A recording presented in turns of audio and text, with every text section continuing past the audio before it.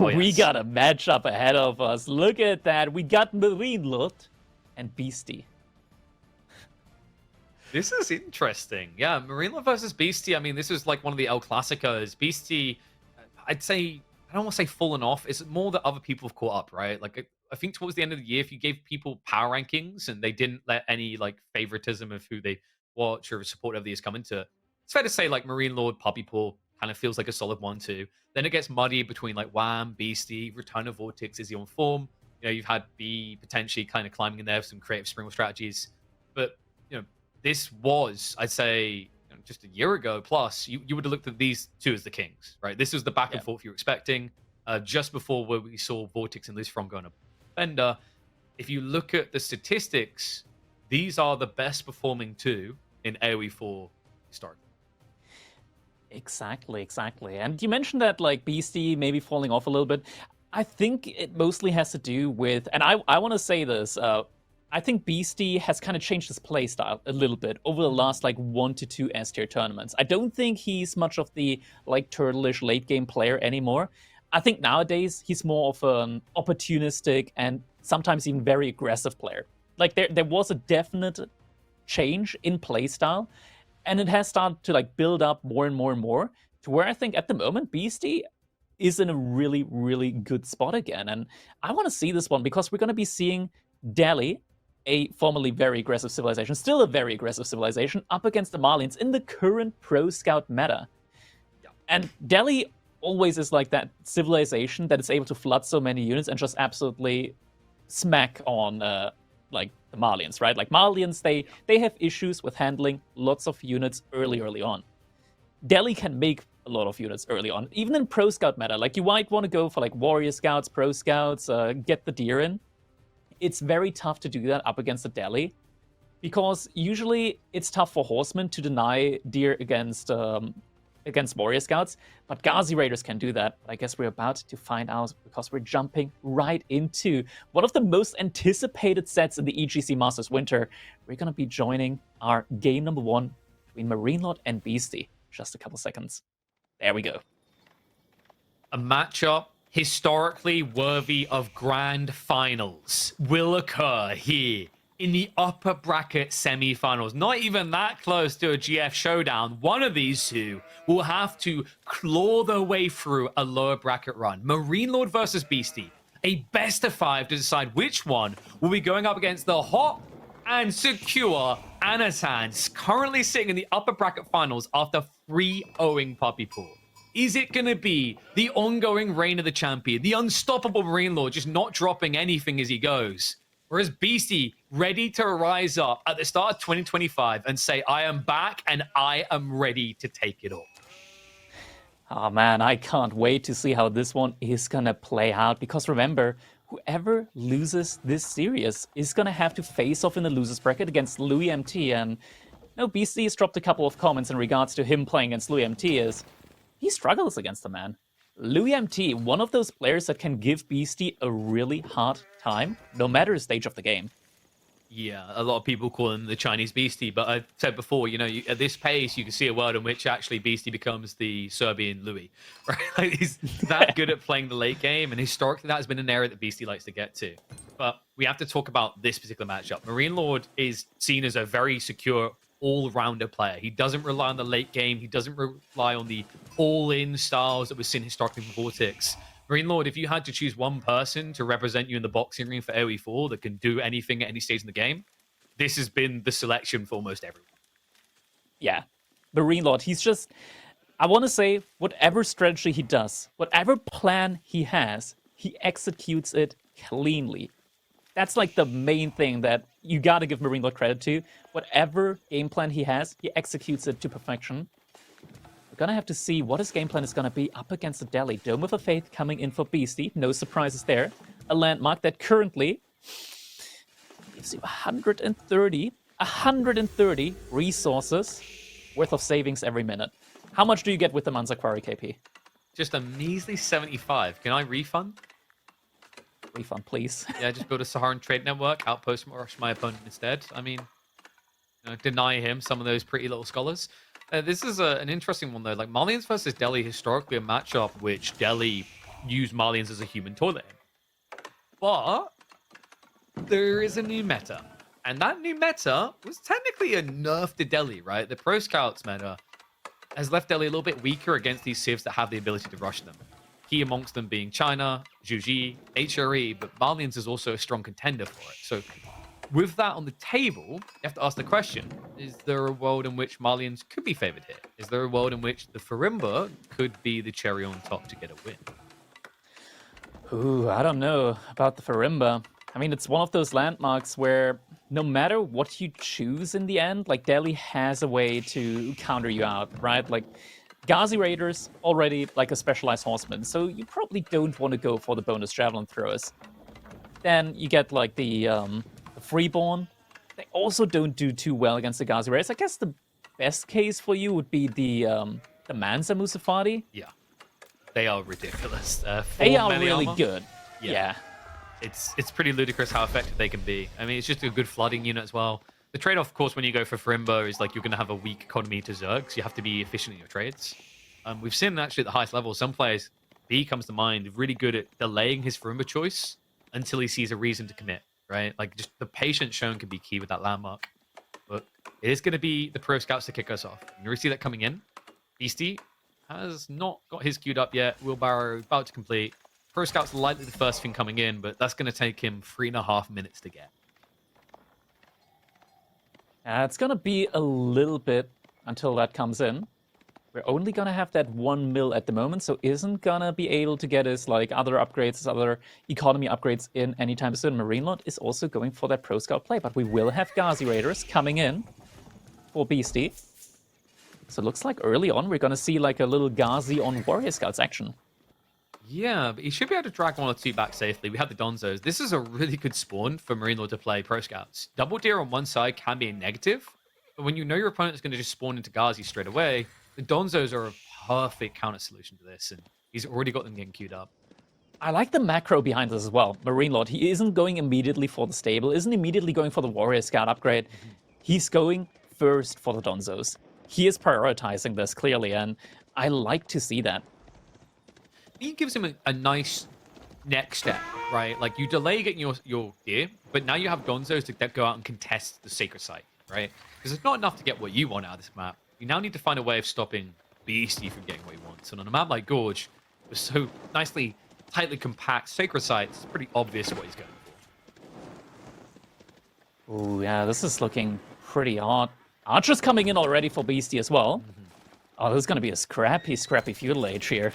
It's tricky, right? Like, you know, if you're another Civ, you'd be like, great, I've already got the stables, let me build horsemen. Warrior Scouts don't really offer up that same value to counterplanned archers. Yeah, they don't do bonus damage against ranged units until you reach Castle Age. Archer range coming in as well for MarineLorD. Will have access to those javelin throwers. Gotta be able to protect them though, so more Donzos are gonna be needed behind this. Yeah, but this is like the classic combo for Malians they love, right? Build spears, build javelins. Build more spears, more javelins. Over time, you have an army that can't be dove because choke points, they fight around so well. And then eventually, like if your opponent stops pressuring you, let's say they want to go castle instead, you have a Zerg point to chase onto their side of the map. And I think that's the big level up we've seen out of Malian players in the last few months, has been understanding those timings where they can attack in feudal range. Yeah. MarineLorD, he's in a little bit of a difficult spot here right now because his deer all spawned on the same side. That's not the type of MarineLorD spawn that you usually want to see. Being that Beasty, you can just play on one angle of this map and completely deny the deer for the time being. First Javelin Thrower is in. MarineLorD starts to try and trade out a little bit here. He was able to utilize the Spearman Throw from the Donzos earlier to already get some of these archers a little bit weak. Makes it easier for the Javelin Thrower to now start picking off some of them. And he just picks off another one. Yeah, but this is like your big window of Delhi, right? You have the better production right now. Over time, this should scale a little bit against you unless you can then lock in the sacred site. So that should be his next He's step. going for it now. Yeah, we've already got moving out. This is going to be a triple That's cap. number one. And MarineLorD, I mean, the unfortunate nature of this type of build, right, is you don't now have the Warrior Scouts in surplus to then go and block the sacred site caps. You're going to have to allow it. Yeah, I mean, this is the issue for so many civilizations when you're facing off against the Delhi. You cannot split your military 3 ways at this point in time. Yeah. I mean, maybe if you're like French, but then again, if they just show up with 2 Ghazi and there's a healing scholar, you're just going to die there anyway. It's not pretty. I think quite often the biggest problem I take with this Delhi timing that makes it so oppressive is the fact they'll always have piety as well. Yeah, piety. That's the upgrade that you already get in that you're able to start researching in Dark Age already, giving you plus 40 HP on those scholars. And scholars, do remember, they don't take bonus damage from any unit in the game. It's ludicrous. It's insane. It is so tough. Like, they act as such a great meat shield, but it looks like MarineLorD might be able to take that one down. Apparently not. He needs 2 hits. Oh, he's got more. Send in the new boys. He's going to stop it. So, blocker on the central sacred site. The other 2 have been captured, though. So, Beasty's already getting a lot of gold slivering into his pockets. Donzos are going to move out to try and block the north side. And we should now have access to the deer. So, MarineLorD can start pulling them home. But remember, Beasty, he bought enough time that he was able to get into pro scouts himself as well. Yeah, 4 scouts out already for him. Gets them in a lot quicker as well due to efficient production. So, will have a very good food income source inside of his own base now. And I don't think you want to play a long feudal age here as Delhi, right? Like that sounds like a doomed plan against want to. Like, long feudal age isn't necessarily bad against Malians if you're able to, like, keep taking efficient fights early on. But really, he's already on 10 javelin throwers. Okay, this is going to be dangerous then. He's got blacksmith techs coming in as well. I love the timings here. He's going to beat Beasty to the punchline because Beasty went immediately into archery range. He had the stables right. He was late adding in the beastmith. So his tech timings aren't as competitive. There should be a window here. MarineLorD still trying to go for that decap. Lose a javelin thrower there on the sacred side. But this many javelin thrower means that Beasty, he's going to have to really, really weigh the odds when it comes to taking an engagement. He might need to take a fight together with the scholars, but I think probably the move over to Castle Age, as you mentioned, probably is the better choice for him, as he already has like so many scholars out on the field, more in queue. So by the time that he reaches Castle Age, he's going to have like 15 scholars, and is going to be able to get upgrades in faster than the Malians. Scary thing is that stage, there's enough hybrid attack shots coming out, like your scholars can get sniped straight away, right? So you can't use it for the defense. I believe he has got practically all of his scholars banked in as well. It feels like Steeled Arrow is coming in fairly fast, but I think he just pulled some out. So has slowed his timings, means that MarineLorD does have the undiminished advantage. Could even think about going for Steeled Arrow here. Not bad considering it does affect with Donzo's shots as well. And finds meantime, villagers. Beasty as Why is Beasty out on the map? Great micro as well. Targets 2 at the same time. We'll be able to find a few worker kills, and apparently Beasty did not have enough deer at home. Yeah, that is absolutely crazy, because usually at this point in time, the Delhi, that's like the kind of crazy thing with the Pro Scout combination there, is you don't need to go out on the map. You can stay safely inside your base. By the time you reach Castle Age, you're going to be able to take map control. MarineLorD, he's returning the deer. Okay, never mind. He noticed. He noticed. Has Beasty been missing villager production? He lost 4 and killed 1. I think there might have been some slight downtime. Okay, yeah, I think no, he like got textiles. He probably got textiles, says Delhi, right? You'd think it looked like there was a lot of javelin shots required. No, that's a sheep. No textiles, actually. Okay, so there must have been some idle time. So it's not an insane amount by the looks of it, but like it's noteworthy. Ghazi getting chased by one warrior scout, suddenly turning around. Hey, you're not meant to chase me. I could chase you. Decap on all 3 sacred sites behind this. Yeah, this really slows down Beasty. So well. Like, look at MarineLorD's macro right now. If he pulls people over the gold, it's almost guaranteed what's coming next, right? For the time being, he's just holding on to the food. Do we have ranches getting added in? It feels like this is ranch. I've not seen any. No, there's no ranches. This is just eating He's building all it full. Yeah. Is he just maybe he just wants to play this out in Feudal Age and just doesn't have enough gold in order to keep making units, or wood-wise as well? Because he's floating so much food right now, right? He's pulled over the gold. He's fixing it now. Yeah. This feels like it could be a remember timing. I mean, just think about this, Crackety. Like, Javelin is against basically mass archers. Gives you the kite potential. Oh, no, he's reinvesting. Suddenly pulls a lot over to the Warrior Scout. Yeah, so interesting. I mean, when you tech up, this is still going to give you a different value point, right? It's that your Warrior Scouts will be a counter to archers with Castle. The other they also don't take bonus damage, right? Yeah, the other thing I was wondering is, like, maybe if he was going to consider going Sofas, the tricky part is, like, against Delhi specifically because of Ghazi with the bonus damage is a bit harder to justify in Feudal Age. But it might be worth investing, say, like 5 just to get raids in on the enemy side. Yeah. Once again, Gazi Rares, enough of them to easily burn down that pit mine as well. We're gonna find another villager here that was busy working, unless that villager is being sneaky, but there is... He knows. Yeah, there's a scout. He knows. There he He's knows. like, wait a second. These aren't all don't the build houses. So we'll better chase him down. It's going to be another worker lost there. MarineLorD. This is one of the tricky things I find about running Marlians on Gorge. Why I historically haven't been that big of a fan of them. Is, yeah, the initial goal is really tight next to your base. You got loads of safe wood. However, when you want another pit mine, you're going to have to run super wide, which cavalry civs are way too good at exploiting. Castle Age is coming in. MarineLorD, he's reinvested a lot into Feudal Age, though. Yeah, and he's also reacted to this play. Like, Beasty right now is getting exactly what he needs. Instead of his opponent barreling towards his base, he's barreling towards his precious pit mine, trying to protect his income. And we have 9 scholars already garrisoned. Like, the upgrades are going to be coming in fairly quickly. The question is, will Beasty first try and pick up all the relics, or will he first try and get all the upgrades in? Because you got to decide. If you pull the scholars out, your upgrades are going to be coming in a lot slower. A lot slower. Let's not downplay that. If you go for the relics, it reveals the play. I don't think you could be walking out for them already, right? So instead, I think you understand an army this big could run straight at you. You need to get your veterancies in. Job has come through. Getting all the upgrades queued up. And there's no Blades as Scholar Ball. well. No, like everything's seen, right? Like MarineLorD's on the flanks with scouts, so you'd see you moving out for anything. Yeah. Yeah, he's just going for all the upgrades now. Blacksmith upgrades coming in as well. Can we quickly hover over the blacksmith upgrades? Because they don't get boosted up by the efficient production, so we can quickly see just how long these are gonna take. Yeah, a minute. Yep, Yeah, it's normal. Seems yep, reasonable. That's like what that's like, you know, around what you usually have to wait for attack. Yeah. I mean, they're not That's paying with for some it, but you know. And that's with some scholars out on the map, right? Yep. That's a trying to big scour mass, out. though. I mean, this is the dive point you're looking for, right? You have to punish the tech. Musafadi getting queued up as well. MarineLorD's aware of what's coming next. With this many javelin throws, you might not even need the Musafadi to be able to critically injure those men-at-arms. More scholars moving out. That's definitely dead.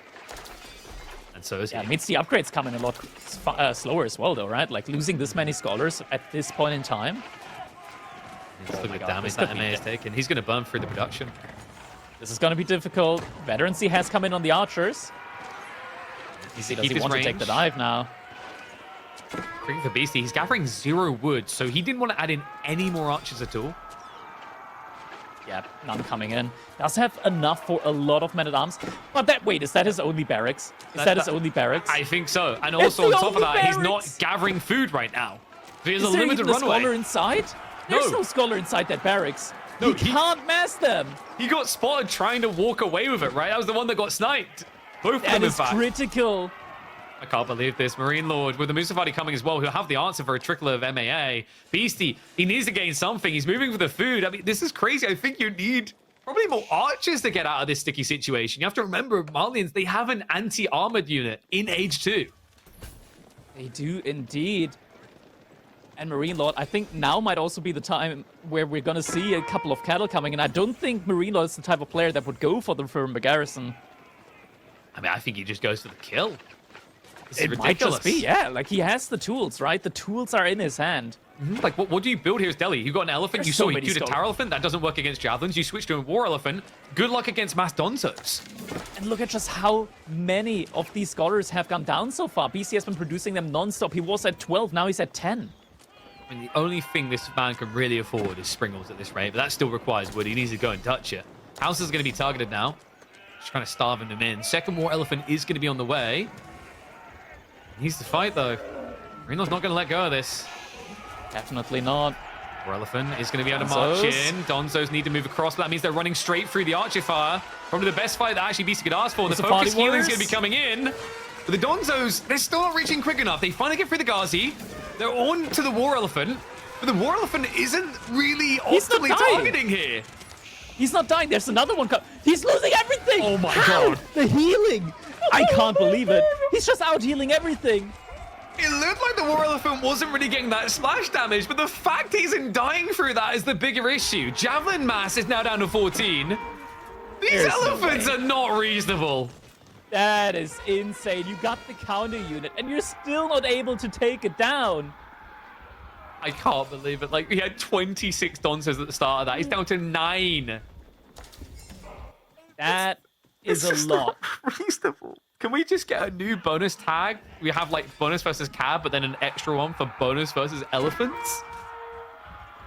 I mean, it feels like you need it, right? Because I think one of the absurd things about this unit is the fact that it has all that melee armor. So even when you get bonus damage, it just feels irrelevant. We're seeing sofas come in now for MarineLorD, but sofas already get counted out by the elephants. Yep. Like, they pretty much two-shot the feudal age ones. And, you know, this is someone we alluded to at the start of the game, right? We talked about party tech making those scholars stupidly tanky. And admittedly, this was deeper in the game, but you see it keeps its value this deep in. It was impossible. Javelins with a lower attack speed base can't really target them down. I mean, it definitely looked like the elephant wasn't initially doing much damage, but the archers were getting the easy trade because there was no pressure, no real pressure anyway, onto them the entire battle. Yeah, an issue as well is that you're just not able to really surround the elephant, right? Because there's so many other units, scholars as well, which you don't do any bonus damage against, that just make it so difficult to get the surround in. MarineLorD has to be scrambling right now. I mean, luckily for him. You know, elephants, I know their weakness, Crackety. They can't rush you afterwards. They can't swim. But they can definitely swim, my friend. Yeah, they actually can swim. Never mind. I thought about it. Have you seen the wait, no, I've reports of seen like that. the coast of India? They need to be guided back to land by Coast Guard because they like swimming that much. No. It's just in AoE 4, instead of being water, they like to drown in the blood of their enemies. That's what they swim. They can't cross the ocean. But they can make an ocean of bodies in front of them. Feels like that's the case. That's happening here as well. So many units went down. MarineLorD, he remasked. He is so far away from aging up. Are you ready for the medieval tank? It's an Abrams. It's coming in. There's not that many archers remaining, though. So there's still like a chance, right? Like, there's still a pretty decent chance, I want to say. I might be coping. I'm looking at the income, and I'm thinking there's no way, right?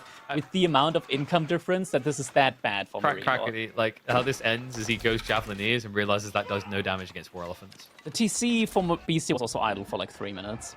Okay, this raid is pretty big, though. Like, he pulled the entire army. Ooh, He's just getting kited. Yeah. Look at that damage. Yeah, Come on. It's not much, but it's hard and honest work. Hard is correct. Honest part is, this is BS. Wow, look at that. He'll be dead in like another 200 shots. He's just gonna get healed up inside the base, right? Perimba Garrison, yeah, I mean, there's no way. There's no way for anything else at this point. Is that they're shooting that elephant in the arse repetitively. The most cruel part is next up, it's gonna be poison. And this worries me because it's very rare that Javelineers looks good, even rarer that it wins. I want to see the Man's Javelineers. I mean, just makes sense. You got 40 of them. No, he's Might going as well Musafadi. Yeah, it's a much better He's unit. queued up one Musafadi, Crackety. That But means he's already going got to be going. He also had a javelin throwing queue. Which one is it gonna be? It's javelin. Wait, no, that's not the Mansa one. It is javelins. My God, there it we is. go. That's right. We're poisoning the elephants next up. We're getting mangoes now. So let's talk about positives of Javelineer. It's not a quick kill. However, you can indefinitely kite them. They will not be able to reach you now, even Mahoots, right? So that's the positives. The negatives is, I've watched this, it takes very long to kill. Especially if the game happens to drag anywhere near Imperial Age. I don't want to talk about those things when they get the extra armor and health. Like, seriously, I still remember casting the first match of the introduction of Javelineers. It was B versus Anatand, and he must have hit one elephant like 400 times and was still alive. Can we quickly check one of the monastery? Oh, maybe not now. Maybe not. There's so many. In fairness, the mangoes should be really, really bad against these Javelineers due to the movement speed. It should be. Like, if you're very quick on your feet, you micro effectively. So just to remind you, MarineLorD is playing the Malians. Yeah.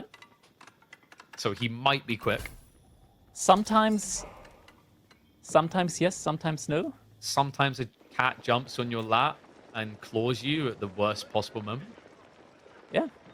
Pretty much that. I mean, BC barely has any food income, and you can tell because he's just massive. He's like Puppy Paw right now from the last game. Only on the defensive with the mangonels. I mean, we've seen plenty of games where that can work out, but I think at the absolute highest level, it doesn't. There's just too many target points, especially on a map like Gorge, right? Like, you're always going to be exposed somewhere.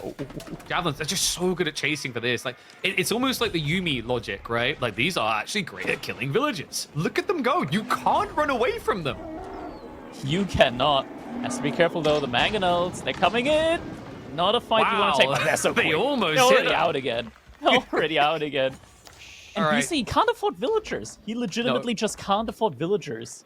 Because all the food's outside his base, right? And the elephants can't guard your base and guard the flanks. It's impossible. I mean, there is one way. I'm not sure. Get keeps in. At this point in history, did they discover nitro? Because maybe we could install some Noz cans on the elephants. Yeah, then go faster. Give them some. Maybe they had rollerblades. It's possible. Ooh, keep at the front. Managed to secure some stone there. But we did get the House of Learning, and so keeps don't get a discount for Delhi here. But he did have double stone that front side, so we'll get a good amount of it in. I figured it out. When elephants need a buff in the future, we should give them a get out and push ability. Give him a blink. Give them a Shinobi elephants. Yes. The buff that Japan needs. I just look forward to just seeing the kind of wrapping on their head with their eyes just showing between them. That's gonna be a lot of. Oh my god! Hello? MarineLorD! No! Oh my god! Oh my god! I cannot believe how close that was. My heart! My absolute heart! What the hell? That would have been the greatest Wololo in the history of competitive Age of Empires, and it was fractions away from going off. We would have had a new Wololo god. Now he's looking a bit more like a Wololo dog. It was cool. Did not work out. He did at least keep the relics. MarineLorD has calmed down. He's been like, okay, you've got some tricks left. How about I Alakazam my way into Imperial? Jesus Christ. I mean, appropriate considering it's religious units, but also wrong religion. Wrong religion, my friend. Man, that Wololo is gonna haunt me in my dreams tonight. I'll tell you that much. But keeps are going up. Beasty now going for the farm transition. Is gonna have some safe economy now behind all of them. But guess who else can get a keep? Guess who else can get a landmark as a keep? That's right. It's coming in. Japan? Fort of the Huntress. There we go. Yeah, and him. We have the counter to elephants, Kraken. Did you Poison? know? Yeah. Cannons. Cannons. Yes. They're apparently a counter to elephants now. I don't believe that, but apparently. Depends on how many you get, I believe.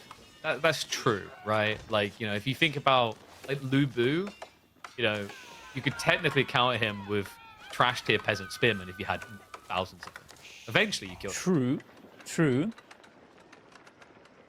Or like, John Wick, right? Everyone thinks John Wick's unbeatable, but you throw enough goons in. Surely, eventually. I think there's like a simulator game with that where you can try that out. 6 movies, right? Wasn't there like a simulator game where you can have like 1 billion units on the field and John Wick is one of them? Maybe. Like, that sounds like something. That's the kind of simulation that we're looking at. I can't remember what it's called, but there was like a historical simulator for memes, probably done that. Yeah. When it comes to like the mass counters, in theory, you could also have enough Shugenut eat like elephants, right? That works. That's true. Yeah, like, because the thing is that when you shoot an elephant enough times with small bolts, then you shoot a giant mirror.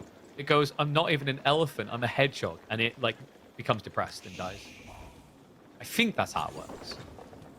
And I'm not gonna lie, taking down these elephants is like watching people try and take down the Lord of the Rings elephants, We're up to 7 mangonels at the moment for Beasty. He's almost 2 times behind in the army count. But this would be great if he can get Imperial Age. That was the best point in the game for him to just get to Imperial Age, right? I do love the logic though, right? It's like, oh man, Javelineers, they have better movement speed, so they like MarineLorD's really good at microing and kiting.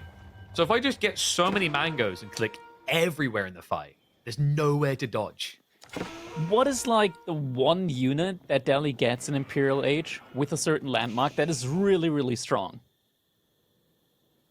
It's the Sultan's Tower The Elephant. Gunner Boys? You're thinking Gunner Yeah. Boys? You really want to go But- Gunner Boys against Javelin? That's the thing, right? There is a single unit that the Valiants have access to, which suddenly ruins all your dreams! Well, the mangoes, they pretty much all target the same location. And he's just going to dive now. He moves in, more elephants are just going to get wiped. Yeah, goodbye elephants and javelins. And the keep Helping out isn't as well. going to work. Surely the Musafari There's on him. another one. Is that no textile still? No way. That must be might be. textiles. Just a lot I of damage hope so. coming through. It He is. does have it. He Okay, had so enough Castle will go off. TC to afford it. He's going to bypass. He goes for the mangoes. Not the hit that you were looking for. It doesn't exist. There's just too many of them. He's going Oh, to go we're for it getting again. The wall reset. He'll Oh, walk my away. God.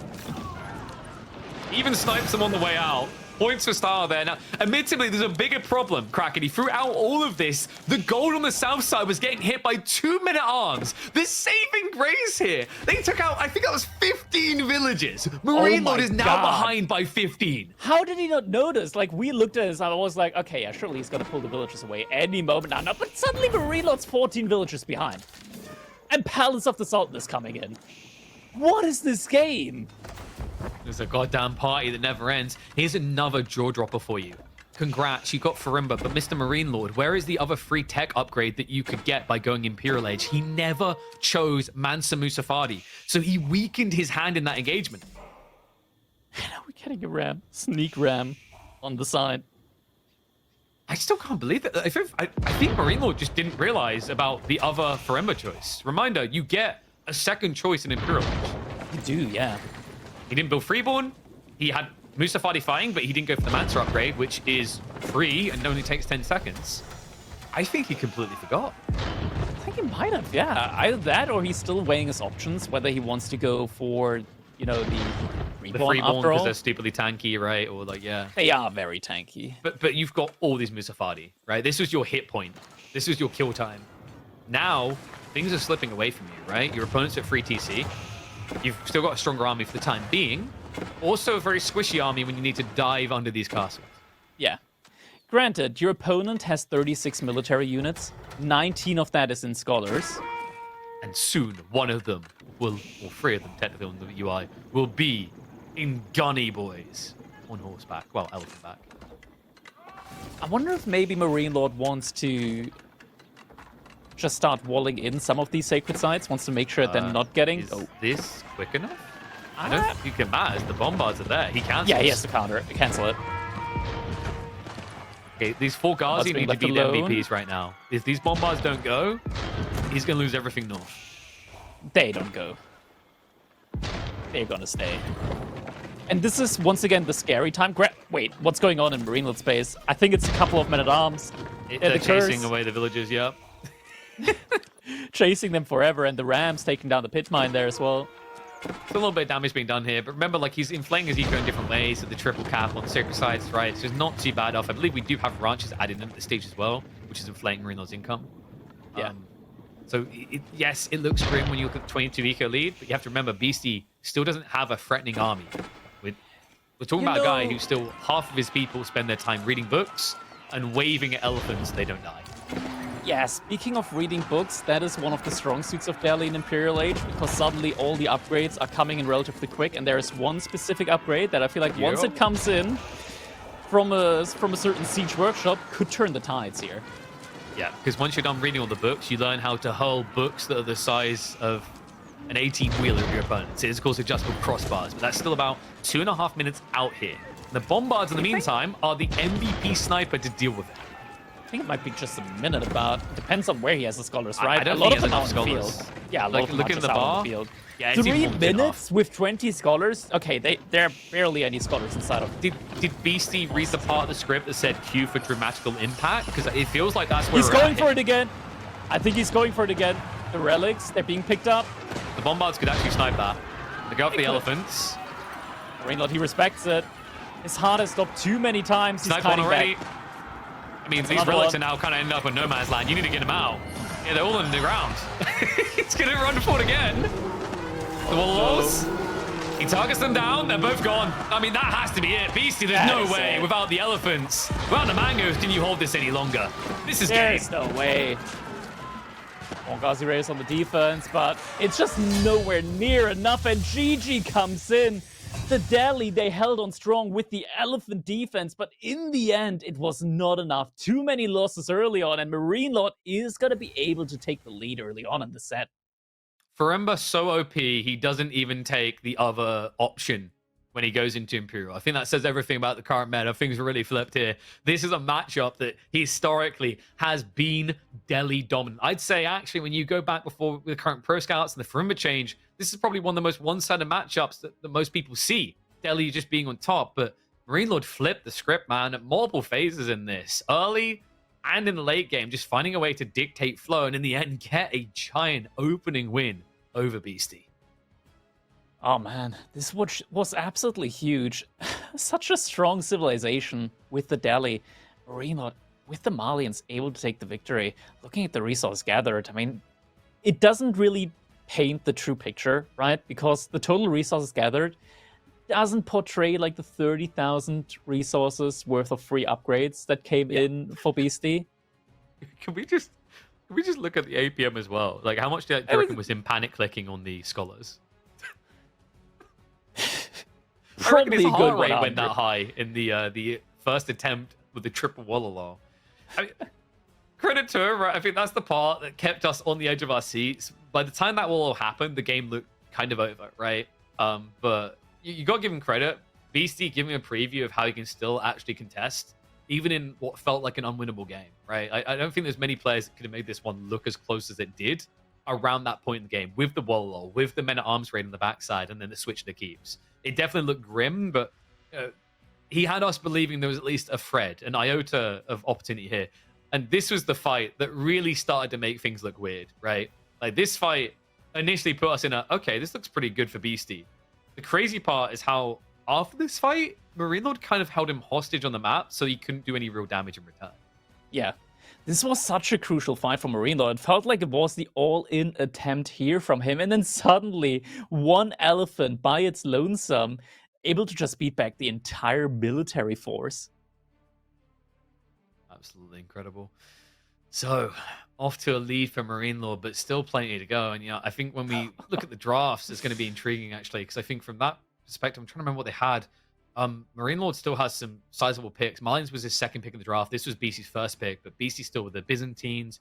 Got French in there that's been rising in popularity. English, I'm not so crazy about, only situationally. But MarineLorD, he still has Rus, right? We've seen all the dragons looking a lot hotter. I think we had Moving Out drafted as well, which we already saw Ottomans once today. Oh, sorry, no, we've got Lakeside and Four Lakes. Yeah, they avoided the meme map. But I gotta say, like, looking at the draft, I don't think it's over by any stretch of the imagination, but I still think MarineLorD has a really potent draft. Rus is looking like kings in the current meta that makes it through the draft at least. Mongols is also very viable in some of these maps we're seeing come out. I think there was a Klauga. I think this opening game does hold a lot of relevance. Yes, it's only 1 and potentially 5, but considering what is meant to happen in this matchup, like, you pretty much just beat what's seen as the ultimate counterpick to Malians. Yeah, one of the ultimate counter picks. I guess like the number one would have been H3, banned on both sides, however. Yes, not going to see that coming out whatsoever. China and Juji, of course, also being banned. Japanese was the interesting final ban for both players. But Hillendale next, Mongols versus Byzantines. This feels like MarineLorD just read him perfectly, right? Like, Byzantines against Mongols historically has looked decent for initial Mongol pressure. And looking at the rest of the maps and what Beasty has drafted, I don't feel like there was anything else you were expecting number 1 on Hillendale here. Yeah. I'm thinking about it, though, because I recently had this kind of situation happen on a game on ladder up against Demu. I was Mongols, he was Byzantines, where the gold spawned on the backside, and you have to walk for so long that by the time you start building your outpost, your opponent's already in feudal age. Yeah, well, I mean, you don't want the gold though, right? The outpost rush is intended for the berries. That's the big shutter against Byzantines you're looking for here. Something to keep in mind, Akratoy defenses for the Byzantines scales with age. Yes. It is also very awkward when you try to take down a tower. It is, because you suddenly lose your ability to use torches with villagers. I can't remember what torches are. Start stabbing nice twigs and cementy structure. I'm sure it'll work. Oh, blimey. Like, it would at least make more sense if they pulled out their lumberjack axes and started chopping at the outpost, right? But I'm excited to see how it is going to spawn. Hillendale, although we use a nice tournament edition, which gives a bit more balance, can sometimes still be a little bit wacky. See, that wackiness does favor a defensive player here. It's time for game number 2. All right, and here we go. An interesting matchup. The Mongols up against the Byzantines. Ooh, and we do have yeah, that's backberries. And they're so far away from the goal that you can't get one outpost to cover both. It's even more insane than that. After initial pressure, if you don't have control of this area, that tree line is a perfect defense for Beasty, right? He can just wall it, tiny wall there, and then if you feel pressured, you put an outpost on the left side of the berries. I don't think it's feasible easily for MarineLorD to get into that stage. So, yeah, a little bit of a curious one. Little MBL reference. MBL would already pull a villager to wall in that autumn right wood line. Why stop there? There's a nice, easily optimal, wallable left side to that front ramp as well. You know, go for it all, right? Yeah, I mean, when in take Rome, it right? all. Well, when in Constantinople. When in Constantinople, do as the Constantinopolians do. It's Constantinople. If Napoleon had succeeded in taking over all of Europe, I think he would have then set his sights on the Ottomans and renamed the city. Oh. Welcome to Napoleon. So, is this a map where we see trade, is what I'm already thinking. Like, if there was any map you were considering trade on in the current meta of Mongols, with any spawn, this has to be the one, right? Yeah. Should definitely be. This is a great map for it as well. Looking at it. Spearmen are going to be coming in. Like, there's barely anywhere you'd be able to raid. And, I mean, realistically, Beastie is not going to be raiding well. I'd expect him to open Limitane here. Like, usually against Mongols, you're talking Limitane Javelin as the choices. I mean, look at this. The Spearmen, they're halfway across the map. Beastie's already on his way to H-up now. It's just the difficult setting, right? Like, the gold's not at the front. MarineLorD Stone is in the back, so the barracks is also in the back for him. I mean, that he has to travel a lot. He did scout it, yeah, but it's still a difficult call to make. Ooh, I'm going to rush that, which is kind of crazy with this type of There it is. Deletion comes in. Time to go back. Well, boys, we done our work. He wasted 50 wood. How much did you cost, Tim? 80. How much did you cost, Jim? 80. All right, this may not have been the most efficient trade so far. Let's keep going. This is one of those doomsday situations where what are you really going to do now? I think, actually, all the wood is forward. Do you just go for the outpost on the wood lines? Looks like MarineLorD disagrees, though. No, he's going deeper. Oh, look for the scout doesn't see it. He perfectly walks around the wood line at the worst time to not see the units. He doesn't know. There's no way. Wait, no, look at BC's vision. He's not going to check this. He's going to scout the rest of the map. However, there's new troops coming in. He sees the Khan. He sees the Khan, and he also sees the Spearman. This is where he double wraps around. Yes. Unbelievable. Okay, he doesn't even hide it. He assumes he got seen. Outpost gets started up. It's going to be a while, though. Yeah, and also the system placement is bad for Akratoid defense here, right? So you can't even pull them to contest the spears. It's too far away without wheelbarrow. Maybe. I think you probably can still pull them. Like, Akratoy you has have to walk them in and then back, though, right? Like, that's the challenge. I think it's a has long an insane, like, range. I think it comes short of the Grand Winery, right? Yeah, I'm just about sure of the Grand Winery. There you but go. I'm getting another so he's Akratoy. adding a new one. Yeah. Another cistern. This might be too late. Maybe? You can go for it. I believe. Wait, he's repairing the Grand Winery. Okay, here we go. There we go. Spears out. MarineLorD, he didn't go for the double villager pull. He's going to have to cancel this. Ooh, they're coming in. Villager. He's surrounding it. Wait. Can he actually... MarineLorD. He's blocking it. I can't believe that. Like, that's targetable. Surely, Beastie. Oh no my God. It goes up. And the villagers go down. MarineLorD able to thread the needle there. The body blocking. insane. Absolute insanity. The crazier part is he saw that Beasty was still stepping in that engagement, which means he's re-A-clicking. So what MarineLorD done is he pretty much just kind of shoved himself in there a little bit deeper. The villager was already exposed to, I think it's 3 villagers. So because Beasty, I think, shuffled slightly again and went for another A-click, it switched targets completely, guaranteeing the outpost went up. And now he's in a terrible spot all of a sudden.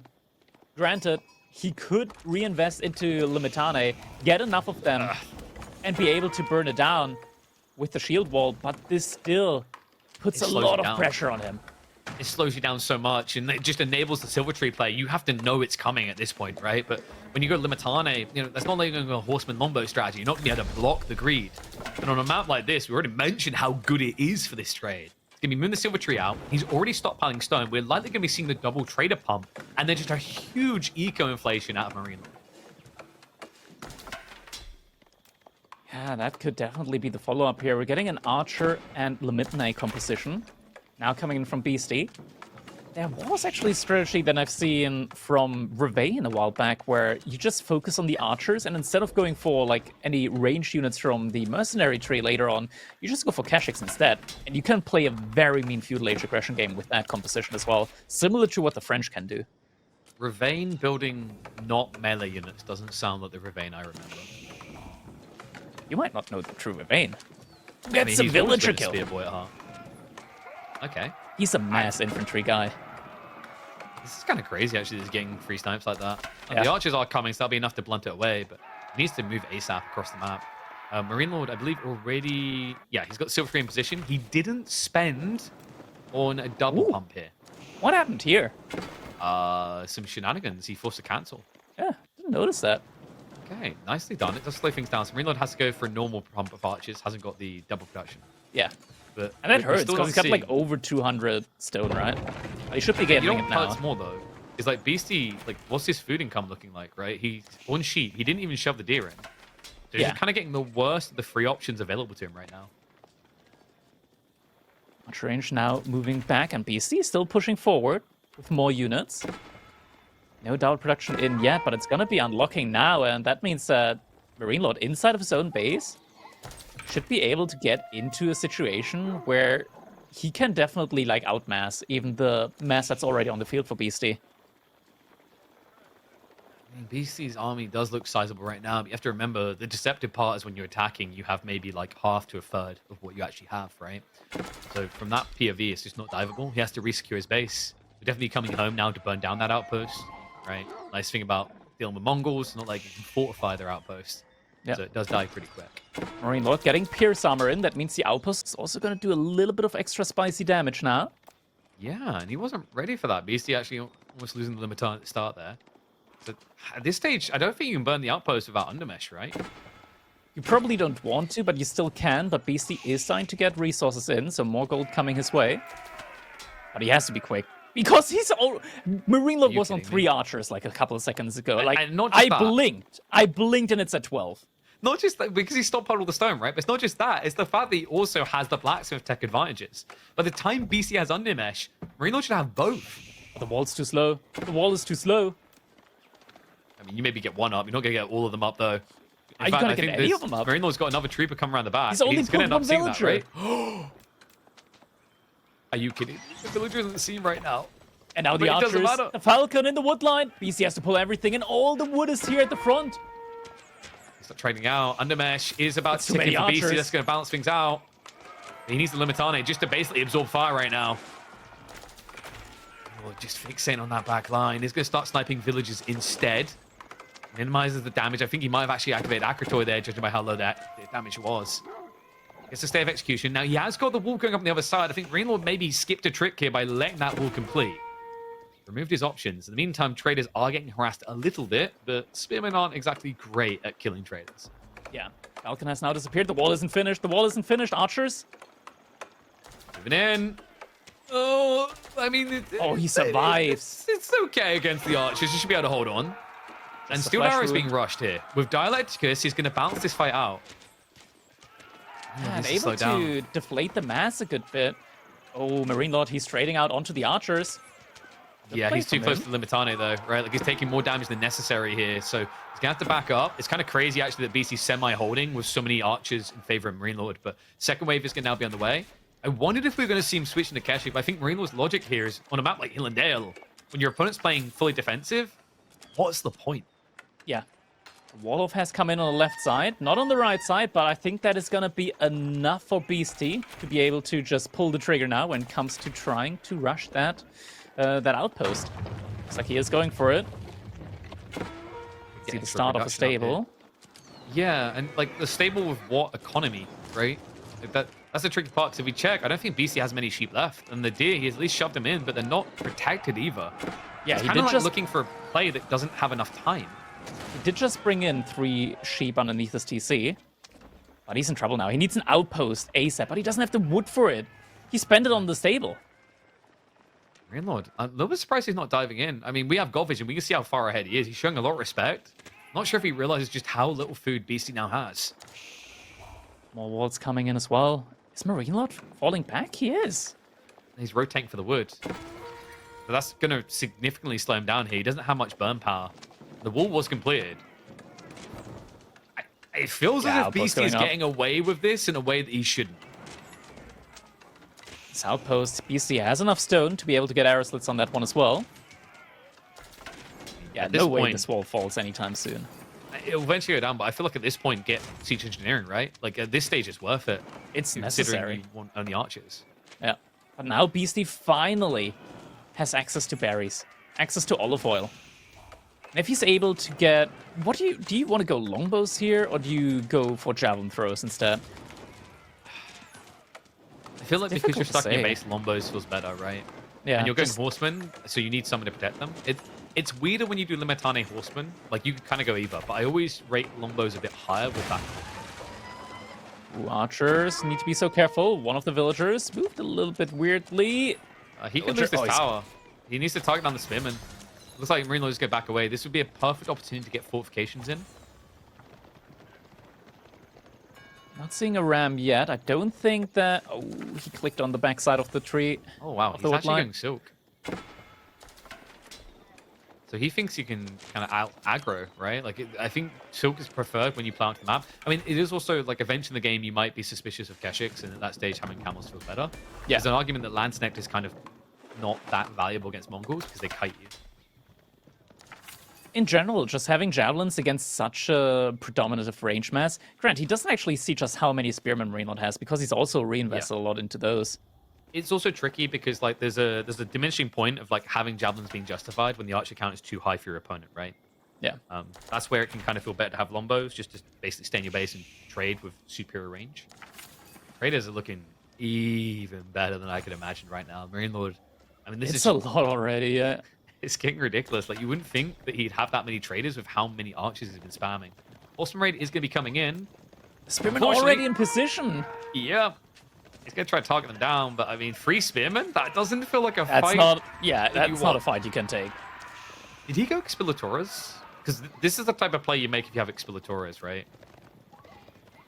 He does not, no. So no payday there either. Just damage taken and nothing gained. MarineLorD behind us. He's banking up resources. Could be looking for an age up soon. I wouldn't blame him here. It just feels like a dominant position. This is even the type of game you could Kurotai. There was a lot of time here, but the wall wasn't finished. I mean, how would you ever, right? He's been paranoid the whole time. He hasn't had vision of the army. If you check his vision, you'll see his own tree lines are his enemy in this situation. The horsemen recommit, but all they're going to see is that MarineLorD's got a split of group here and there. So you can't do damage on either side. Not really, at least. And the archers are going to engage. So first javelin's coming out, has revealed the play. Attack speed arrow is going to get activated. Does have to get through these Limitane, but you notice BC doesn't actually have many of them. There's only 3 left. Yeah, so definitely not the meat shield that you're looking for. Javelin's doing a better job here as the meat shield. Second batch of them coming in soon, but MarineLorD only 200 food left, and he can buy a H-up, actually, if he wanted to. Yeah, he's clearly targeting it, right? He's going to keep scaling the archers because you can have the Kurotai buffer. We'll just shuffle away now. Not really many horsemen left to harass him. I mean, this is just his game to do with what he wants. Beasty has pulled off a miracle, being able to actually still contest the tech up timing. He's going to have Castle coming in as well. don't think you even think about sippy cups, right? Like that type of creative build is locked out from you with the lack of food. Also, cataphracts are kind of okay at dealing with traders, but not insane, right? Yeah. Kind of okay, but looks like H-Up is going to be coming in for Beasty first. Okay. There we go. Rotai activated. And It is going to be sippy cups. We're gulping. Or guzzling. Like, we're going to have to drown in the liquids just to feel like you can get ahead here. I mean, I'm not sure how I feel about cataphracts here. Yeah, you have to go cataphracts, right? Like there's just no other unit that benefits. I don't think that Varangian really is good enough here, not against the Kurultai archers. Because my thought is you're going to get directly contested all in, right? Like, what's a Kata going to do versus a Varangian? And it's more like quantity, right? Like, if you bring in, like, 1 or 2 Katas, they can just get focus fire down, I think. Yeah, but it looks like it is going to be the play with the cataphracts, as we are getting more stables in now as well. A couple of archers looking to roam around. Actually manages to pull back the entire army from MarineLorD, so buys himself some more time to get some more cataphracts out. Okay. Pretty big, but he needs to now raid. So, like, at this stage, if you're not going to be attacked, then yes, you can go for the Katas. If this was all in, you'd need the Varangian. So, he does buy the necessary space. Does need to finish those walls up, though. Oh, come on. No way. All right, they put on their spectacles. They're like, oh, I see. Oh, he doesn't even get the kill, though. The archers will cut him off. Yeah. Khans there, provides the vision. No shenanigans in the Stealth Forest. Cataphracts in queue. Scholar in queue as well. Wants to get some of the relics, potentially. Could help him when it comes to the army production with the olive oil. Units is definitely what he's going to need in this one, but he's already 22 economy behind just with the traders. How many traders are there? Can we select the silver tree? It's like 22, I think. Oh, no, sorry, 25, right? 17. Okay, 17. Okay, I thought it was higher. I think he had higher. Maybe one or two of them got sniped. Yeah. The interesting part here, though, is like, surely the counterplay from MarineLorD, the easy counterplay, if you really wanted, if you had the food for it, is just you spam spears. This is the weird thing about Javelin with Kata play, is technically your entire army gets countered by Spear Blow. This is going to be interesting, though. Like, there's only 6 spearmen. MarineLorD only just now starts investing into the crossbows. Yeah. There is a realistic scenario where BC gets up to like 10 cataphracts and just runs over the army from MarineLorD. It's starting to feel like a game where he's expected it to just be the Golden Horn Tower, right? It would make sense, but BC's learned from the best, right? Yeah, of course. You know, I mean, he's learned from someone whose practices were so dirty that they were booted out of the Pokemon franchise. They weren't wanting it. Pokemon that everyone resented, didn't ever want to capture, had to boil in the hate and come to Age of Empires 4. Had to create a build that was so toxic that it would birth thousands of Reddit threads demanding its nerf. Highlights of Beasty being defeated by it is, of course, the Jigglypuff Cataphract build. Ooh, but we're getting painted shields as well. So that means the Cataphracts are going to get an additional armor, both melee and range. Little conversion coming in. Too late. That's a lot of Cataphracts now. Yeah, he did scout it early enough to break off a bit here. Oh, is he he's going to catch him. He's going to catch him. Charge could be coming in. Right now. There we go. Charges right through. He needs to back up here. The Kurultai isn't here yet. He's going to use the attack speed arrows, not even the maneuver speed to try and reposition. Keshiks are now arriving, though. Gonna back up. And the Kurultai is close by. The Javelins aren't stepping up here. Not in time, at least. No, and he's starting to lose it now. He doesn't have enough Pierce armor yet. Doesn't have the +2. Where's the Kurultai? The Kurultai's nearby. I think it's actually buffing the units here. It's clipping the back line. The Archers are buffed, but the Keshik's mostly not. Look at that aura. He's actually kind of baiting because I don't think BC can see it. He's going to get wiped in this fight. And that could simply just be game. I mean, it's an insane eco lead. There's 5 somewhere, just not where they need to be. I think they were splitting up. They went after the trade. He needed everything in this fight. This was a do or die moment. But instead, he gets mopped up. Everything's been shut down here. He's going to get caught moving around the gold. And that is going to be a MarineLorD on the verge of stomping his way through. He's now 2 points up in this best of 5. Absolute insanity coming in here in this game. And this looked like such a game. I feel like all of this game was crucially decided, or at least the way that it went was crucially decided with that outpost rush at the beginning. Yep, he lost way too much idle time plus workers going down, got nothing in return. It put him behind, and we know how MarineLorD feels about those type of positions, right? Get the small advantage, scale it into a big lead. He knows he's talented enough to take one mistake and ripple it into something bigger. And what we saw from that point on was Beasty flailing to stay alive. We saw him even desperately going into a build of a Pokemon that no one wanted, right? And it still didn't work. In the end, he's the one who drowns from the gulping. Has him in a sticky predicament as well, because remember what he said in the draft, like realistically, MarineLorD, he still has Roost to work with. Ottoman's Order of the Dragon, I think, is a polarizing one that might have some substance to it. But theoretically, there is a world in which we see Roost in the next game. I mean, what does Beastie have left here? He's got Ayabids, French, English, Jean. I feel like Roost can contest a decent number of those quite comfortably in the current Pro Scouts meta. Yeah. Here we see the crucial moment, Akratoy defense activated. And he just wasn't able, as you mentioned, like, yeah, there's another A-click. Yeah, that was it. Not able to kill the villager. And it's like, it's awkward because that moment, like in hindsight, when you look back at it, you know what you should have done is like not selected all the villagers. The ones that are attacking, leave them, select the rest. But to do that so accurately in a fight that chaotic, even the best would struggle, right? Like that is the thing that really killed his opportunity to get a killer tool. We talk about Akratoy being fantastic because it is a lot of defensive armor. The reality is these spearmen are still going to hit you 10 times and kill you, right? Because like they do 7 base, you have 2 extra armor, so they do 5 per hit. So you don't have much of a wiggle room to work with there with Akratoy, and the attack speed isn't crazy. I think you probably need like at least, I want to say, got to pull like 40, maybe even 50% more villagers than BC did there at that point in time, or you got to go a little bit earlier. Something that would have been absolutely just bring everyone.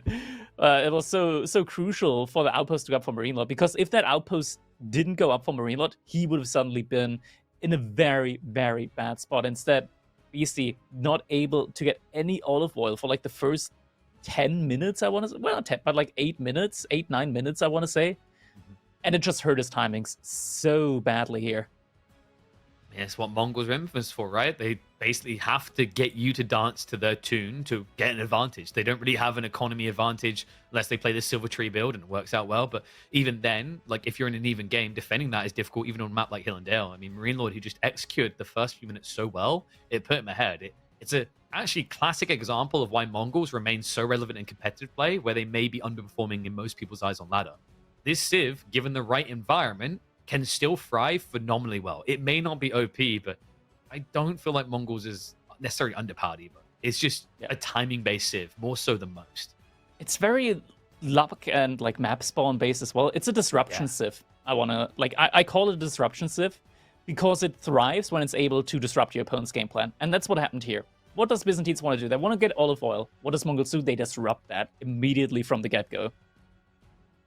So it means we might have a swift start to the day here. We already saw the 3-0 by Anatan. If you guys did not catch that, you should definitely view it in the VODs. Anatan has achieved a new all-time high in competitive AoE4, and he done so in style. But MarineLorD, I don't want to say these are fancy pants other than like game 1. Game 2, I think, was just a swift, elegant execution. I think the thing we'd say of these games so far from MarineLorD is his unrivaled ability to execute the plan, right? The Marlin one got a little bit scrappy in the mid, that dive questionable, but that game was a reminder of how this man has perfected the art of these opening builds. Beastie needs perfection. And that right there is abhorrent. Like, stick it on a stake and burn it. Civ has not been popular. Yeah, we're getting Ottomans up against JD here on 4 lakes. Definitely not a matchup that I would have expected. We're jumping right into it as well. We are, because this thing's going to get wacky. Ottomans haven't been looking too bad today. Jean has, historically, at least in AoE4, been looking terrible for a long time. We began by thinking she was the most broken thing in the world, but then quickly learned how fragile and easily broken she could be.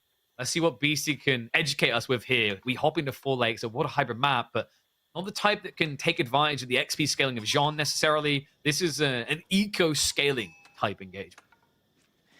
Definitely is. Grant, there were some changes around Jean and French for that matter. So now we do see Beastie getting an additional 10 economy space for putting up that dock.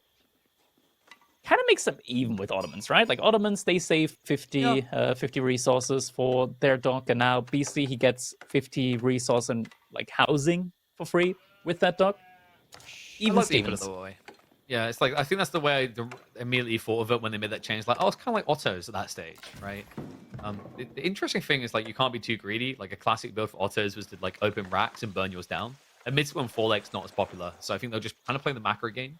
A nice thing when you play Jean on a water map like this, it kind of offsets your disadvantage with your villagers, right? Because obviously when you tech up, you're gonna lose a villager because Jean will convert. So with that in mind, making it more about your fishing, it's an area where you can at least compete a bit better. And the cool thing in theory about Jean on a map like Four Lakes is because the ponds are so important, your opponent has to contest you, right? Which means you're going to get fights with Jean. That's true. And fighting with Jean is always something. Oh my god! MarineLorD, he didn't anticipate that. Oh, barely doesn't get the kill. That was so close. Pumba got pulled and he was going for a snack on that villager. Man. That was a close That guy was one. willing to run for his food. That was so far away. Oh, good reaction just in time for MarineLorD. I mean, Beasty's already scaling an economical lead here, though, right? I think. That's what. Wait, I thought they were even on fishing boats. It's kind of weird that he's behind. Yeah, check. So it's 3 fishing boats, but is MarineLorD not on? What's going on? What Oh, what no, is no, no, going we're on? talking about it again. Oh, yeah. look at that. Yeah. Wait, you mean MarineLorD isn't going pro scouts and has No, full no, no, military? it's a Oh. Those who weren't there in the previous set, the Ottomans, they were created based on the Delhi. The Delhi, their fishing ships count as military. So some little oversight in relation to the weirder caster part AI. is they fixed the Delhi doing that. The Delhi fishing boats do count as eco now. Yeah, but the Ottomans not so much. because who picks Ottomans in competitive, Crackety? Like, what do I've you not want? You seen want them. Exactly. You want them to like fix something for a civ that no one picks? Come on. A good amount of sheep for both players coming in now. As we know, on this map, it's not particularly about the sheep. It's all about that fish. And we already seen MarineLorD moving for the second pond. Has not been mirrored yet by Beasty. He seems to be prioritizing the age up. Yeah, looks to be the case. Eco scaling for the Ottomans, like, I mean, sure. But they don't get as much out of economy as other civilizations. I feel like the main way that Ottomans usually want to scale is typically with the military schools, right? That's usually how we see it come in. You know what's kind of polarizing with Four Lakes is like Four Lakes, once upon a time, the idea of Dark Age pressure existed, right? And people did regularly commit to it. But that was a long time ago. I feel like people just realize it takes too much effort and you don't stop enough, right? So most of the time, what you'll see on these openings is outside of a ball pool, both people just kind of hunker down, go feudal, and don't touch each other until we're in Age 2. Yeah. Compared to like certain other maps where, say, you have like Mongolian Heights, that's a classic example of a map where the Raxes are going to get dropped and the lines are going to get dropped. Sultan Hani, Trade Network, now coming in for MarineLorD, so he's going to have a little bit of gold economy scaling coming in here for him. Not seeing any villagers move out yet from the side of Beasty or MarineLorD over towards the pond of an opponent. One yellow dot just left the base of Beasty, but I do believe that that is the scout. There is a play where you pull Jean for the dock, but I like that play on certain maps like Transhumans, Mongolian, like maps where you're going to go to a contested territory and you know you can get max value, like Canal. Yeah. Not as crazy of a fan of it on Four Lakes, because it just feels like you get more value out of having range Jean run around, forcing reactions. Do you think Beasty's just going to stay on one pond here this game, at least for the foreseeable future? Like maybe just one pond fast castle? It feels too late now, right? Like, I think MarineLorD should be scouting around that area regularly, so if he sees it, he can now mirror it. It's worrisome, because it puts Beasty on the clock, right? Like, he's going to have to directly send it, I think. So, first night should almost immediately get queued up. He's waiting for the food to be dropped off. Jean, well, it was 4 villages to build up, because you're on water. That means level timing slightly slowed down, but it's going to be melee Jean here. Melee Jean, I mean, makes sense against Spearmen, and we do see Spearmen come in. You typically want to go range Jean against a civilization that might want to, like, trade with cavalry up against you, because then you're able to snipe out weak cavalry. Not the case against Ottomans here, so getting melee Jean with your own cavalry play makes sense. One scary thing here, I do think it kind of puts you on the clock with Jean. is once we reach Castle Age, Ottomans become an entirely different beast, the anti-captive, Yeah. right? Like Janissaries. So there is an urgency for Beasty to be present and dangerous here in Feudal Age. Like, this is meant to be his time to shine. Yeah, might need to pull the strategy that we've seen from Lenok when he was still playing. Just go for that hyper-aggressive French-like gameplay.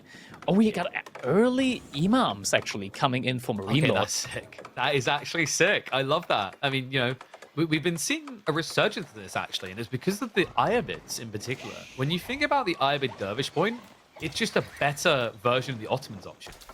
The difference is obviously this is one of many different trinkets Ottomans will get via the Vizier Council. It's a really smart idea though. We do have archers following up, which is the counter to this play.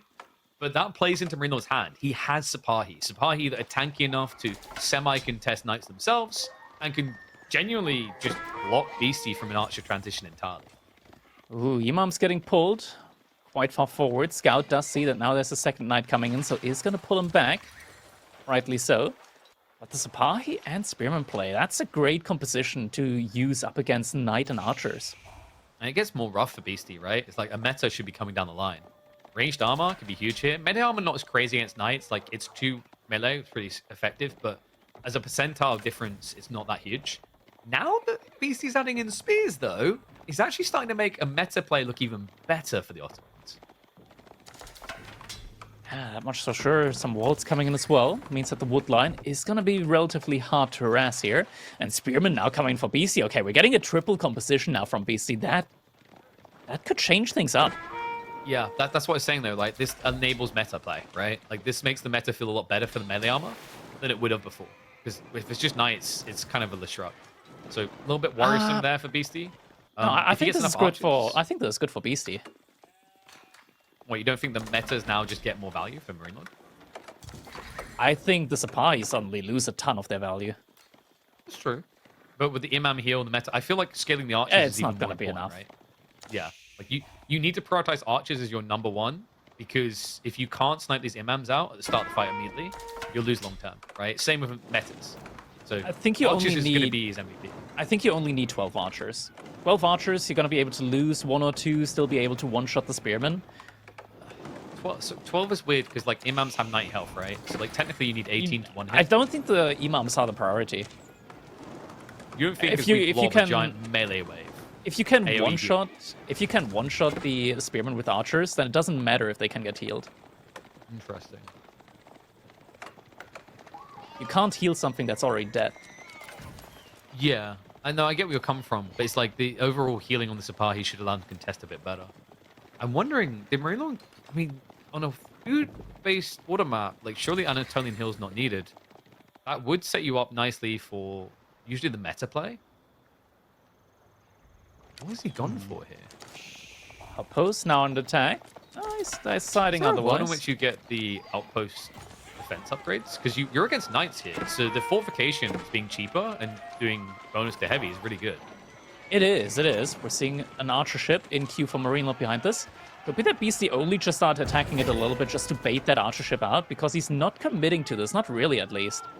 No. He's threatened by it, right? Because it could also just be a demo ship. If it clips half this army, you're in trouble. Yeah. The archer ship has been invested into.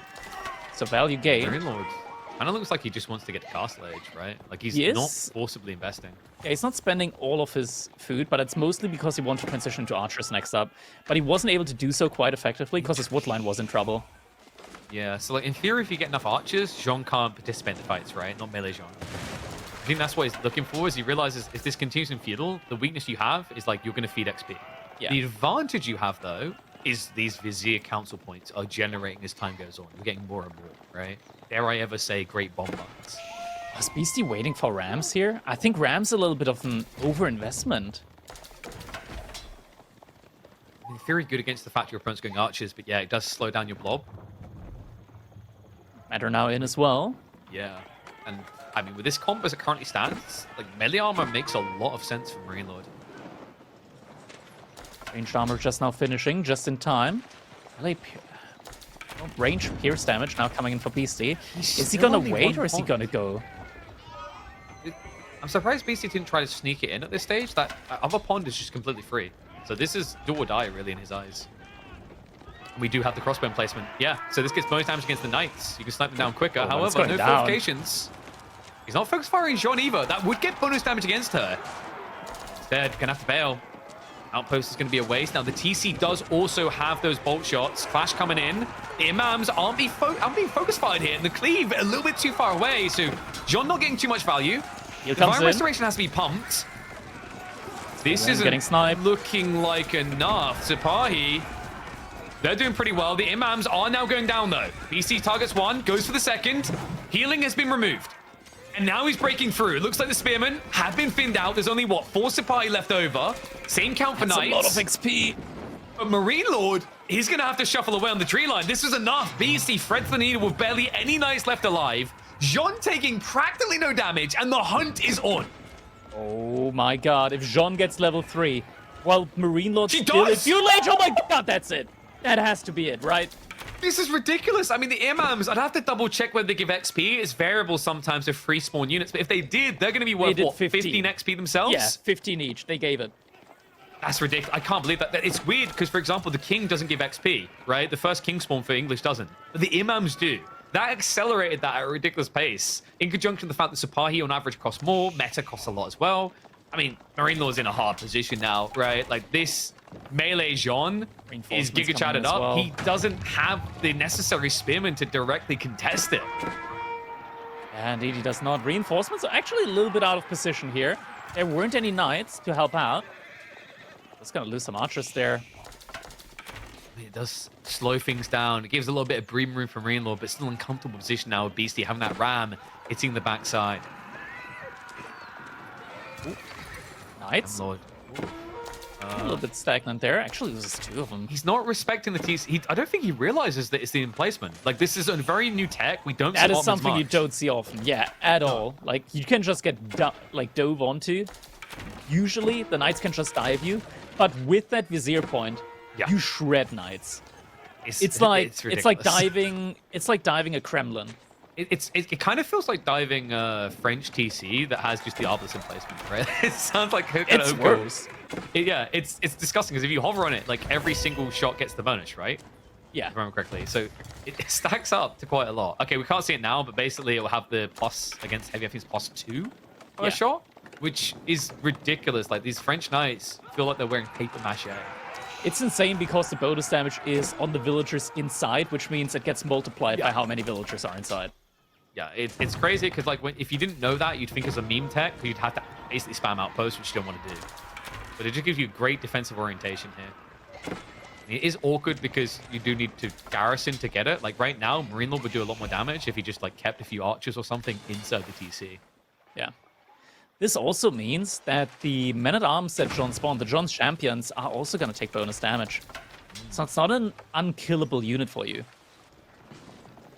Looks like he's going to block the fishing on the south side, so MarineLorD is going to get starved out a bit there. But this basically puts him to 1 pond versus 1 pond. Grant, that was his main starting pond, though. That's usually where you have the most amount of it. Outpost, not going to be quick enough. It's going to be at least a couple more villagers down. Villagers still on the run. That way, lagging behind. That's going to be plenty gone, so he gets the garrison in. So look at that. Look at the damage that comes through with those crossbow shots. It's pretty good. They don't last like very long. Volleys. 2 volleys for a knight. Here's the problem, though. You can't kill that Jean with it, right? Because the ranged armor reduction, even though it's a heavily armored unit, it's way too high of a percentage. Wait, did MarineLorD invest into the Janissary Vizier point? With no military school. With no military school, he invested into the Vizier point. At this stage, he only got 2 from the save TC. up for the Great Bombard, right? At this stage, rather than that, just save up for the Great Bombard. I can't believe that. And the Janissary, like, one of them is already dead. Second one might just get target fired here. He's going to A-click into the engagement. We might end up seeing level 4 Jean at this pacing before anyone gets into Castle Age. That front line just is not lasting long enough. Jean the cleave comes in time and time again. He's going for more. He's got another cleave locked and loaded. It's just practically no damage. Oh, unbelievable. Game number 2. I mean, we question what Beasty is going to be able to do with Jean, one of the weakest civs perceived in competitive AoE4. He's shown us the style of it. I mean, in theory, MarineLorD's idea, maybe 1 or 2 extra outposts would have looked, I think, better here against French Orleans. he just didn't have the static defenses. And all the while this has been going on, the ram that cleared the dock, the ram that's been clearing extra infrastructure, it's slowing MarineLorD scaling down. At this point, it looks like he's contemplating castle. Both of them are. How is MarineLorD contemplating castle like this in this situation? At Beasty, he could follow up suit. That is absolutely absurd. I think this isn't like intended for MarineLorD. It's just the lack of production to reinvest, right? It's almost as if, oh no, what happened here? Because he isn't gathering gold, right? He's got Sultan Honey, but that's not quick. That's 72 a minute. So I think this was just fishing, put him way too high on the food, and he's been struggling to find wood. Royal Institute coming in now. Beasty, he's smelling blood. He's got so much gold as well. All the upgrades can be coming in immediately for him. And the scale with Sean as well. I mean, what's your opponent going to do? Pull Janissaries with a visit? Oh, wait, we already done that. Oh, wait, yeah. But there's still a cannon, which is why you want Royal Bloodlines Crackety, so that the Great Bombard can't kill your knights. That's true. That's true. Granted, it doesn't do bonus damage to cavalry anymore. Only infantry. True. But it does still shoot a giant cannonball. I mean, surely that would be super effective. Horses can't jump over that one. Midair. Oh, yeah. So it's like anime moment. Like they actually bring the hoofs together as they hop up and then hop on it, you know? It's like watching Mario jump on top of one of those bullets. I was thinking of a different anime trope, but yeah, let's go with that one. No, I just want to see the Great Bombard shot come in, jumps on top of it, and you hear, bloop, and it just falls. So, what's the upside here from MarineLorD? Well, he just reinvested all the resource that he could have used to go up to Castle Age. What's the upside for MarineLorD? He's making units. Oh, okay. The downside? He isn't going to be able to win with the units that he's making.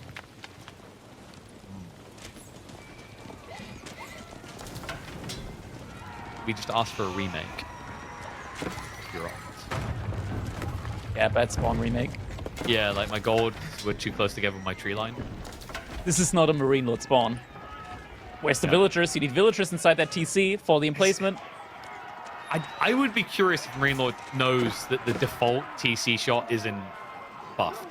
I mean, even then, it's only one, and he does pull the villagers over. There you go. Getting finally, some juicy Gatling shots Guard coming in. Right, it's not that strong anymore if you can... Yeah, and plus 2 Pierce Armor is on its way, right? Yeah. And we also have Royal CM2. Bloodlines coming in. Easy's taking the fight, does have veterancy in there. I think we're going to be seeing level 4. It should be coming in soon, right? Oh, he's going for his one. Like, yeah, give me more. Feed me. We're not going to see level 4, but we are going to see a point on the board for Beasty. That means the set is going to get a 4th game at the very least, and GG did come in. Man, that was an amazing game. That was an absolutely intense game. I'm impressed, man. I like, you mentioned it at the start of the broadcast, like Beasty's been diversifying to a new style. I mean, he used to always say that, he isn't a long con player. He's going to try to kill you if he sees that you give him an opening. And you know how we were. We kind of chuckle about, like, sure, Beasty, you go play like that macro game, the 45+ minute mark. But you mentioned, he'd been making this conversion that maybe made him weak at first as he kind of got more used to it. We're starting to see it pay off. In games like this, you need to have that perfect pressure shot. He'd done it in a pristine way. Even in unexplored territory, I don't think many people have experienced the new fortifications Ottomans. It's a recent addition in a meta that currently barely involves the Ottomans. Yeah. It's definitely a very, very interesting one. I'm hyped to see, like, maybe new strategies evolving around that one. It's kind of crazy that we saw it come in twice today. Yep. It was, definitely looked like it could have been worth it in this game, but I think that the issue was just the outpost timing, right? I think you have to be a little bit less greedy. Like, if you know you're not going to be the attacking party, you should probably be relying on static emplacements a bit more, right? Yeah. Especially with how cost efficient it makes them, right? 20% savings adds up. I mean, if you had a fortified tower here, just imagine the difference in damage output. Like, one ram is not going to break this. Yeah. We had such a difficult fight at the beginning, right? Like, with the path thing around the gold mine. He got so much value with the imams as well. Like, Beasty, this is where he realized, oh, yeah, those guys. Like, the guys with the staff, attack them. So he finally gets rid. And this is the thing. Once one of those imams goes down, as an Orman player, you're like, GG, right? Because now you can't heal an injured yourself. imam. Like he's just he's a liability at that stage. It's a very interesting thing because dervishes with the dervish wing, they can still heal themselves. Which is crazy. and the trade-off is meant to be, right, the dervishes is a one-off and you use a landmark choice, whereas this is So is the Vizier point, right? everything. Like, it's also a one-off. Yeah, but, like, you get a lot of them, right? That's meant to be the trade-off logic, is that it's weaker because of that reason. But, you know, what we've seen historically as time has gone on is a revelation of just how good Feudal Age healing is. People have really started to lean into that again in, say, the last half a year. I like that Beasty found that timing that it couldn't be exploited, right? Because this is very dangerous the way he's playing. Like, once you are committing this way, there is no fallback plan, right? You're one pawn versus two, and your opponent has healing. You either kill the imams very quickly, or this game snowballs against you. Yeah, and it's so dangerous when you're up against Jean. You're still in Feudal Age. She's level 3. She's in Castle Age as well. And there's been so many fights going on that potentially she reaches level 4 before you get to Castle Age. And suddenly you're going to be facing off against cannons while in Feudal Age. Yeah, which, remember, they'll just appear there. Once again, I'm not saying that Jean is a witch. But no. But, like, she's definitely got a magical bag of infinite holding, right? Because I don't see how a bombard just comes out here. It's the advanced proto strategies, man. She just beams them in there. Makes sense, considering where these two came from. Beasty is going to be going for Iobid's game 4 on late side. We've seen a decent amount of IU here. We might even see the improved Imam play with the dervishes we just mentioned. Order of the Dragon is different. That's not something I feel like we've seen too much of on Lakeside, but it has been growing in popularity across the map. I think I've seen a couple of games from Order of the Dragon now on Lakeside where they just pump out military units like there's no tomorrow. And they just go for the all-in on the sacred sides. And typically, because the units from Order of the Dragon, the thing usually is, like, as if the game goes on and on and on, Order of the Dragon kind of gets weaker and weaker because they have less military units out by comparison, and Mass has a certain scaling to it. But here, if you just heavily commit into units over everything, you don't run into that issue. So it's going to be interesting to see how this one is going to go. Order of the Dragon up against Iobid's. Game them for potential match point now for MarineLorD in the semifinals up against Beasty. We're jumping right into it. Should be a fun one. I mean, this map, when it first got introduced, a lot of people were thinking English, Iobids, French, Japanese. Times are developing, though. More IU picks, more OTD picks coming through. MarineLorD with the Dragon Boys may end up being a bit polarizing here. A Civ that always feels weird to play against, especially when you add a little bit of water in, where they have a bit more efficiency to them. The question mark is, can Beasty entertain with a reverse sweep? Can he keep his dreams alive? Game 3 definitely brought the confidence required to potentially see a reverse sweep. But he's still got a long way to go. A long way indeed. As is custom, on Lakeside, both players, of course, opening up with that dock. It's not much fish, but it's definitely enough to warrant going for the play. Yeah, it's one deep sea fish. Yeah, you go for that dock. It's not just that. It's like, but he has one too. So when I kick his ass on the water, I'll have 2 deep water fish. That's true. That's something that we very often see. Just a villager getting transported over to the shoreline of your opponent just to drop a dock, just to get a little bit more economy scaling in there. Yeah. It's worth it. The interesting thing actually is on this map, Pro Scouts is kind of pretty tempting, but most people just don't even bother. I think if you don't believe you can win the water, you should just go for it, right? Like, all the deer are linearly stacked on one side of the map, and there is, I believe it was 32 deer on this map in total. So more than an average Dry Arabia type sport. Yeah, you can definitely get a ton of resource in there. And typically on this map, you get some great spots for an Archon Chapel, which are going to be amazing for HRE. Unfortunately, we only have HRE at home. Yeah, we have Mr. Poor Man's. I mean, the good thing about Order of the Dragon is, you know, usually their weakness is, oh, I have to build this horseman. It costs double what a normal horseman does. My transitions are weird. When you play Water, not entirely the case. Because everything costs the same. So, I mean, historically, I think that was the logic a lot of players went with as well, right? Like, you remember when we had Archipelago Wrigley and things like that, we always end up seeing these type of plays, right? Order of the Dragon just being pulled out where they didn't have to worry about that uncomfortableness of transition. They just basically turned it into an eco spin to win game. Yeah, good old spin to win. It's not been there for quite a while. Is it time to bring it back? No. No. But demo ships. Oh, those I want back. Those I actually want back. Unironically, I want back. Oh. Yoink. Unironically, I want old demo ships back. Pre-season 1 demo ships. Yes, please. I mean, I think I've talked about this before. It was probably the one point in LV4 history where we had that truest insanity, I want to say, of like the GG wipe. It's very hard to find those in LV4 these days. Yeah, that's true. Thankfully. There it is, Arkham Chapel. Okay, Gonna yeah. be coming in for MarineLorD. Makes sense. Yeah, especially with this type of spawn. The thing about Lakeside is it's so defensively oriented. The gold is in range of the TC, hard to contest. So you pretty much get everything you need here.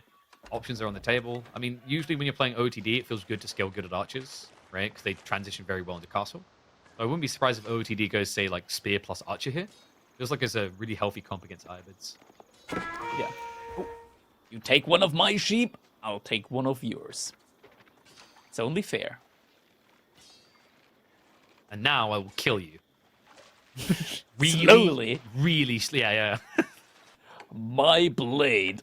My blade, which is clearly made of plastic, will thump you until you give up on life.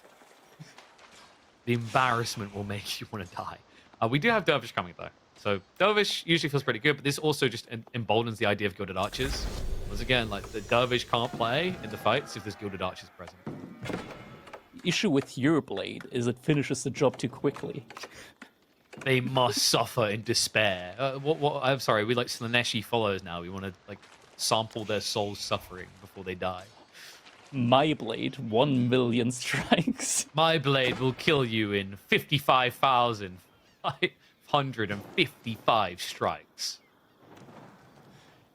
Surely, wait, that's an eventually, NH it starts adding up. Beasty, which age up? Has he clicked his He age went up Dervish. yet? There's... Yeah, it's Dervish play. Okay. Is this fast castle Dervish by the looks of it? This is... Yeah, I mean, it must be, because... He's turned into Is he investing? relic race. Is he going to do something on water? Maybe? Because he's still gathering, like, a lot of wood, right? I feel So like you can chances ignore are water, right? I don't think you need to engage with it. Yeah, he's going I think he stables. wants at least... No, house? because if No. you get relics, you don't care, right? Like, he's turning this into a relic Okay. race, which is kind of intriguing, because Order of the Dragon tend to care less about relics than HRE. Fishing bows. Dude, he got the perfect position! No. That hurts. That legitimately hurts to see. A lot. Oh my god. The robots operating those fishing boats, it's like you just wet willied it in its circuitry, didn't know what to do with the pathing. So archery range is now coming in. MarineLorD talked about this, like gilded archers are your GOAT unit to try and scale into. Weirdly enough, BC is adding in desert raiders. Was he expecting? There's no way he was expecting. Can you even outrange? I think you can outrange the TC, right? Yeah, you can outrange the TC with the Desert Raider. Oh, MarineLorD, he's the clever little man. He's getting the it makes outpost sense, in. right? Like this has been a popular play for a while. The Dervish wing is like you get one Desert Raider and then you just chain heal him. It's so toxic. And the chain heal is especially insane because you can out heal like 2 Gilded Archers, just non-stop hitting. Yeah. You can probably, like, this would also be very frustrating, right? Like, because of the position of the outpost. It feels like maybe you do need an emplacement on, because else every time, like, Beasty runs forward, MarineLorD's gonna have to pull the villagers all the way forward to jump into the outpost. Yeah, it's one of those nuisances. I'm a little bit surprised he didn't go for it tighter towards the TC, right? Because it is Desert Raiders. Like it's not like you're against longbows. If you're against longbows, yeah, you have to do this. But he's just going to garrison the 2 Gilded Archers inside.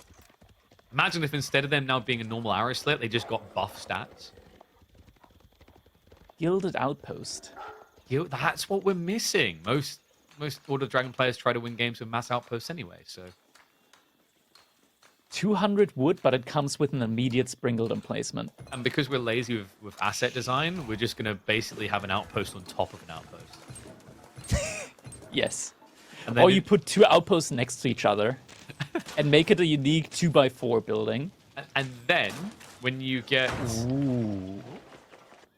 Burger. Wait, wow, that's so quick.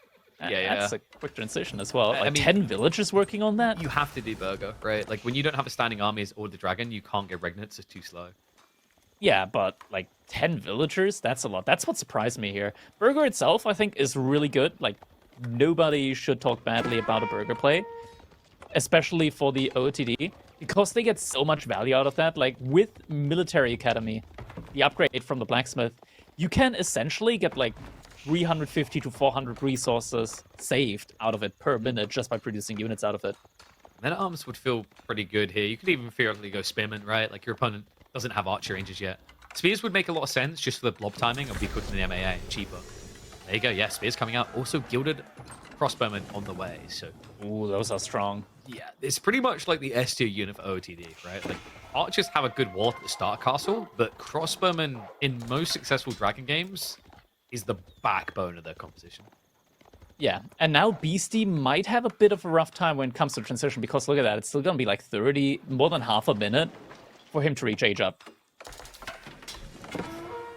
If he gets there, he could be able to get the relics out in time, mainly because, don't ask me why, because I can't fathom it myself.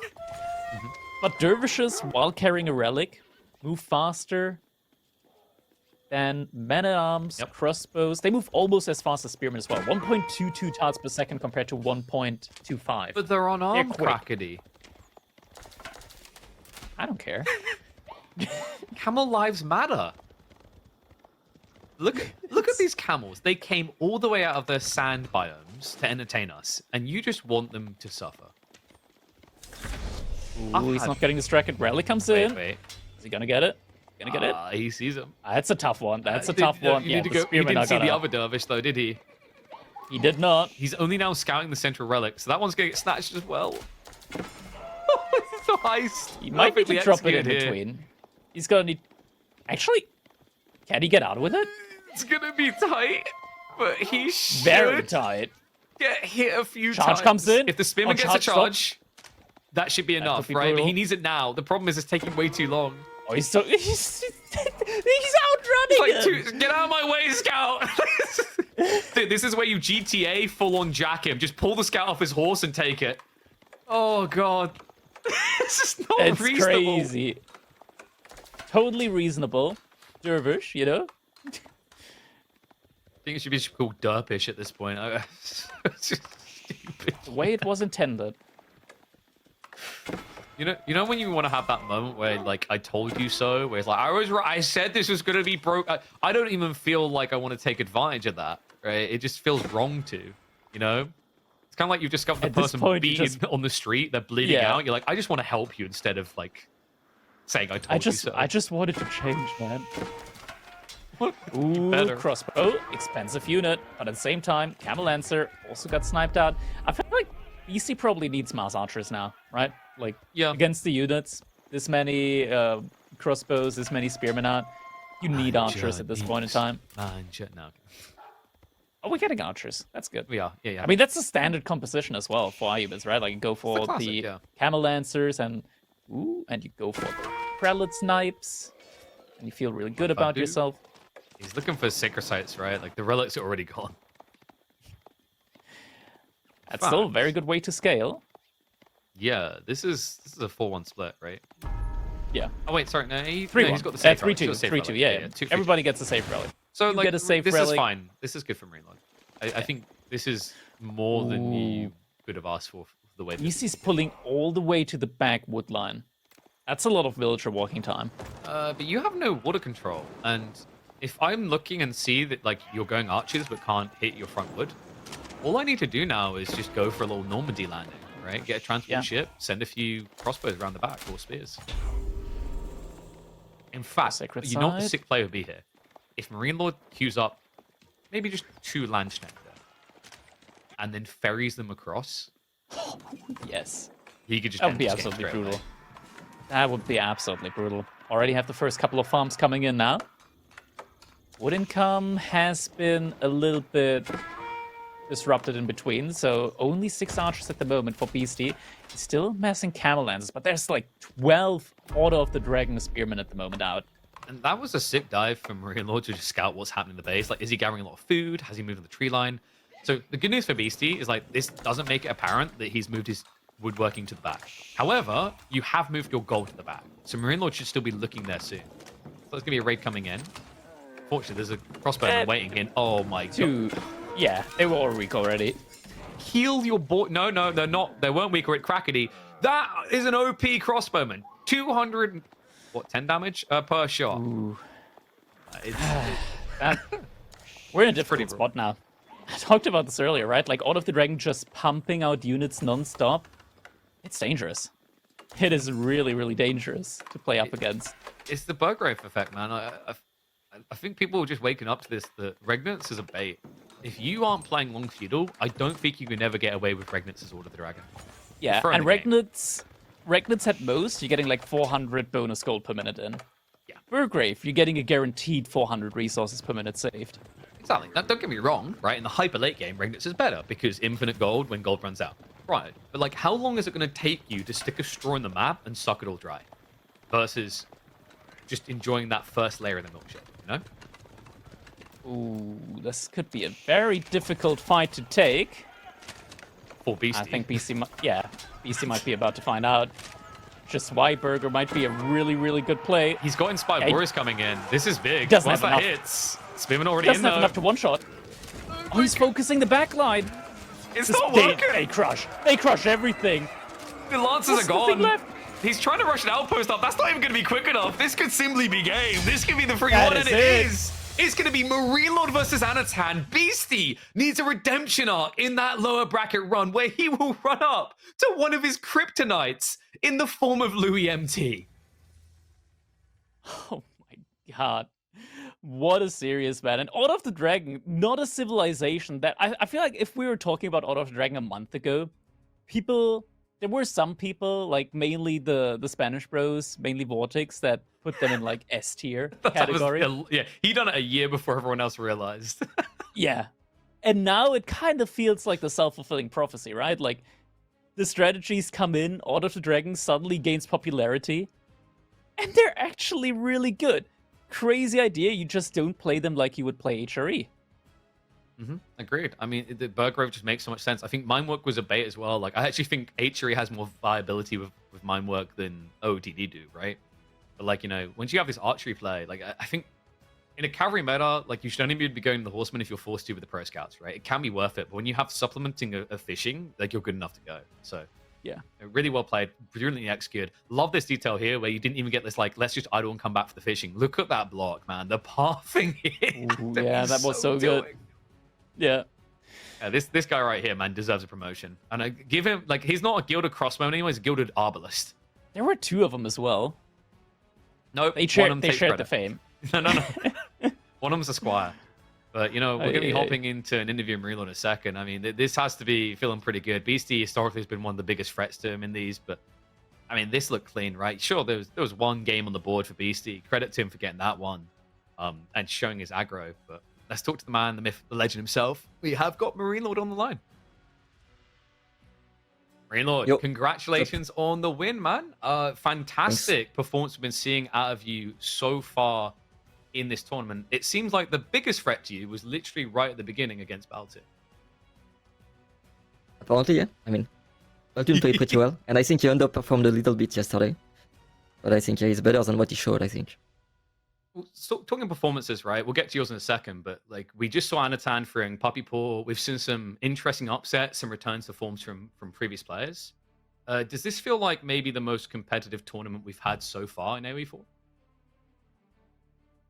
Maybe the opposite, I think. I think people make more mistakes than usually. Yeah, but it's a very hard meta to play. So even I think I make more mistakes than average. But yeah, it's all about, it's a new meta. We learn every new matchup because it's all different now. So obviously we're gonna make more mistakes. But they make a lot of mistakes in the other semi-final. I can see where it come from. Like, definitely, like, to glaze on your series, right? I think game one comes to mind. There was dominance, and then I think there was that moment where you tried to dive the deli, lost most of the army, that set the plan back. A lot of changes that are catching people off guard. I think one interesting thing, especially in your series, like, we didn't have... we had Pro Scouts attempts, but I feel like for a meta that's been dominated by Pro Scouts, a lot of your games don't seem to be necessarily fixated on it, per se. Like, do you feel as if the Pro Scouts meta has been overstated as OP, or do you think it is a bit too dominant right now? No, it's very dominant. It's just about the maps, right? We had two water maps, so we don't Pro Scout. And we had Hill and Dale with a wheel matchup, where we go aggressive H1, so you don't Pro Scout in this case. Or you could Pro Scout, but I don't think it's good. And then on Arabia, next map, it will be Pro Scout against Pro Scout, I guess, so I think it's a bit too strong. I think like it kind of reminds me when we had the 2TC meta, where like you 2TC, I'd have to 2TC. So like big shout out to EGC for having enough diversity in the map pool that we don't see it every game. Something we see a lot more of. Oh, sorry, go ahead. I don't think it's too bad, right? Like it's so much action, and then whenever you have so much food under your TC, you are safe on food, but you are getting not safe on wood and on gold. So I feel like this meta is actually pretty entertaining to watch, but it's very repetitive, obviously. So yeah, a small nerf would help for sure. Maybe diversity in maps. I was saying recently, I'd love to see like a new food type for some different maps. So then you have to play different, maybe. But I want to talk to you about the Rise of Order of the Dragon, right? You just played a really clean game with them. Do you think people have been sleeping on this Civ, right? The opinion seems to be switching because we're seeing a lot more presence from them, and not just as like a pseudo water Civ. I mean, since the release of this Civ, it's always been decent on water, right? But it's got so many small buffs that it's still pretty bad on land. But I mean, it's playable on land actually, but it's very, very good on water. So I think it's just this Civ is very good at this particular stuff. And especially on this map, the map we just played, it's so good there. Well, speaking of good at particular things, you seem to be pretty good at AoE 4. The plans are going according to plan, right? We've seen back-to-back wins, looking hot as things trend on. I imagine Gentlemates have got to be very happy with their investment in the scene. Things are looking pretty good. Do we maybe see more support from Gentlemates in 2025? I mean, I still think we should see some MarineLorD land, maybe. How do you do, right? Like, if you take anyone else, he's gonna lose, so... At the end of the day, you take me and you win everything. That's enough. Don't need to invest more, no? I think it's fine. Just hire a caster, you know? Casters always win. That would be my advice. But one thing I was wondering, you know, Anatan, you saw his series today. I saw you in chat criticizing some of the elements. You're like, oh, no, not the cleanest game, which you already highlighted. You know, Anno has been prepping quite well, though. And I know you've been screwing historically a lot with him. You know, is there a bit of a concern there of all the people you could have matched up to in the upper brackets? Is he maybe the biggest threat? I'm not sure. I think Beasty might be a bit better than Anotan, but it's very close. And Vortex is very good too. So I destroyed him yesterday, but I think he can climb up, and I think he can come back to the final actually. There is a potential for that. But I mean, I'm very happy for Anotan. I think he's been one of the hardworking players. So I like when hardworking people get some result, right? And I'm not really scared now. I think it's just a game of mistakes, right? And I tend to make less mistakes than him. So it's a best of 7 on top of that. I think he's very good, and he can for sure beat me. I think it's a very wild meta, but I think it's pretty unlikely. It's interesting because he's kind of like the new gen coming in, right? Like, I guess my final question to you is, you know, obviously AoE4 is getting a bit older now. It's been a few years it's been out. There's a reality check, like as a game exists longer, it's harder to get into. You know, we want to see new blood coming in. You need it for a scene to survive. Like, what's your big advice to someone looking to get into AoE4 now and compete? I mean, it's not gonna be easy, right? So you have to work hard, you have to learn so many matchups, you have to learn so many maps. I would say if you want to improve, first I think you have to get to like top maybe 50 of ladders, and then you have to stop playing ladder pretty much. You have to just play custom games, it's so much better. You don't waste your time waiting for games, you can find opponent of your level, and you can just do that with a lot of people, right? You don't have to do that with 3 or 4 guys, you can do with 20 maybe. I mean 10, 20, right? At level top 50, you have so many people to play with that you are pretty much close in level. So I think ladder at the start and then stop. Yeah, it kind of sounds like, it reminds me of the StarCraft Korean brain, right? Like where you had that kind of like that trust of top pros just kind of getting ahead of everyone. So it might be some logic behind that. Yeah, custom games are just very efficient. Exactly. Now, I want to get your predictions quickly. We're going to hype it up. We've got 2 more series to come today. We've got Poppy Ball versus Vortex. We've got Beasty versus Louis MT. What are your predictions for those 2 series? I think Louis is very good. I think actually in my practice, like the last maybe 2 weeks, I think he's the one who takes the most map out of me. and he's very wild. He's very creative, so I think he's very funny to watch. So I really like Beasty, obviously, but I think Louis could bring some more entertaining game, some crazy one. And I think I'm not sure about Puppy because we barely saw him, and today he played bad. But it doesn't mean he's gonna play bad again. So maybe he's actually one of the best players in the world right now. We don't know. But I would say Vortex looks a bit better than him, I think. And I would say Wham and Pepipo, they played very... Like, their drafts are weird, and their meta is a little bit weird. So I'm not sure how it's possible, because I know they've been playing with people like Anotan and other top players. But they seem to have a very different opinion on some maps. So yeah, I feel like Vortex is gonna take it. Okay, well, there's your predictions in. Make sure you get predictions in the chat. MarineLorD, always a pleasure to talk to you, my friend. You go and rest up. Thanks. I'm excited to see Anatan versus MarineLorD next time. Yeah. Thanks, mate. That's gonna be cool. Bye-bye.